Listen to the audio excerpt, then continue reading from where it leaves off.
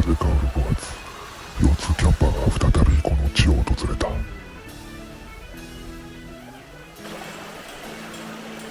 そう、白岩渓流園である。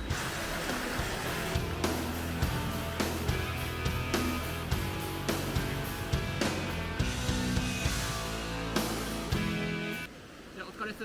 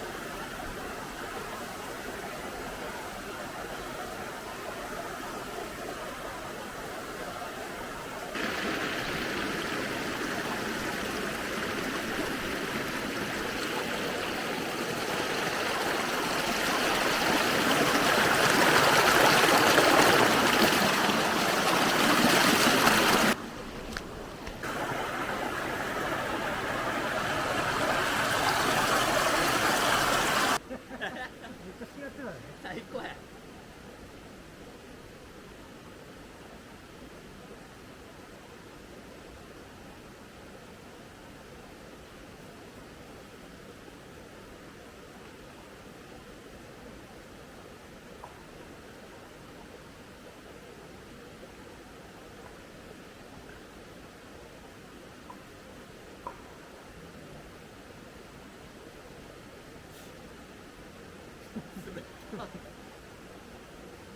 一瞬でもすごい冷たかった。そうやろ。